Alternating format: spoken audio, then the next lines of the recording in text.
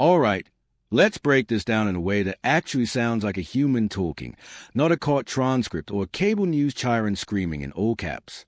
What people mean when they say Ted Cruz left Merrick Garland visibly stuttering in fear isn't really about one single sentence or some movie-style MIC drop moment. It's about power, pressure, and optics, and how a Senate hearing turned into a political boxing match that Garland was never really going to win. So let's walk through what actually happened, why it landed the way it did, and why moments like this matter so much in the Hunter Biden conversation. Senate hearings are not neutral spaces. They're not classrooms. They are not courtrooms. They are theater with subpoenas. Ted Cruz didn't walk into that hearing trying to get answers. That's the rookie mistake people make when they analyze these moments. Cruz walked in to create a clip, and Merrick Garland walked in trying to survive without saying anything legally dangerous. That mismatch alone tells you who has the advantage. Garland is a sitting attorney general.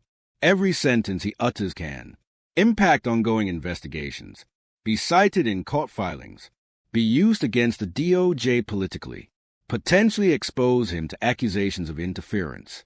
So from the jump, Garland's default posture is caution bordering on paralysis. Cruz, on the other hand, has nothing to lose. He can speculate, accuse, imply, and provoke. His job is not to be precise. His job is to be memorable. That's the first imbalance. If you listen carefully to Cruz in these hearings, he uses the same three-step playbook every time. Ask a question he already knows Garland can't answer. Frame the refusal as evidence of corruption or fear. Repeat the accusation until it sticks. This isn't accidental. Cruz is a former Solicitor General of Texas. He knows exactly how DOJ officials are trained to respond. When Garland says things like, "I can't comment on ongoing investigations," that matter is being handled independently.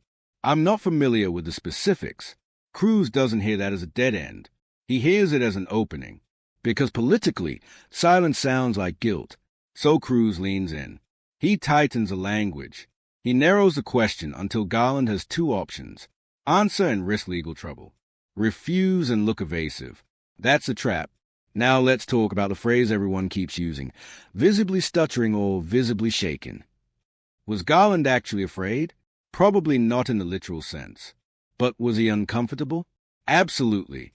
Garland's entire professional identity is built on institutional norms, quiet authority, rules and process. Ted Cruz represents the opposite energy, confrontational, media savvy, aggressively skeptical of institutions. So when Cruz starts hammering Garland over Hunter Biden, DOJ impartiality, and special treatment, Garland isn't just answering a senator. He's defending the entire credibility of the Justice Department, under hostile lighting, with cameras rolling, knowing half the country has already decided he's compromised. That pressure shows. When Garland pauses, repeats himself, or carefully rephrases answers, critics interpret that as nervousness, dishonesty, lack of control. Supporters interpret it as professionalism, restraint, legal prudence. But in politics, perception beats intention every single time. And Cruz understands that better than almost anyone in that room. Here's the real reason these exchanges hit so hard. Hunter Biden is radioactive. Not just because of what is done or allegedly done, but because of what he represents. Hunter Biden is the president's son, a symbol of elite protection to critics, a liability Democrats wish would disappear. For Garland, this is a nightmare scenario. He has to convince the public that the DOJ is independent. No one is receiving special treatment. Politics plays zero role, while simultaneously refusing to discuss the details of an investigation involving the president's family. That's not a tightrope. That's a wire suspended over a bonfire. So when Cruz presses him with questions like, would this be handled the same way if Hunter Biden weren't the president's son? Can you name a single example where someone else got this treatment? Has anyone at the White House contacted you about this case? Garland's answers have to be technically correct, not emotionally satisfying. And that's where he loses the room. Why Cruz won the moment. Even without new facts, here's the uncomfortable truth. Ted Cruz didn't expose anything new. No bombshell evidence. No secret memo. No smoking gun. And yet, many viewers walked away thinking Garland looked weak. Why? Because Cruz framed the entire exchange around double standards. He didn't need proof.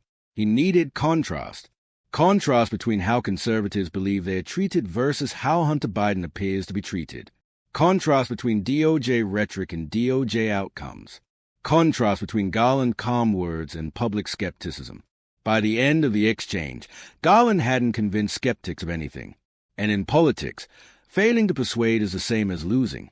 Let me know what you think about this video in the comment section.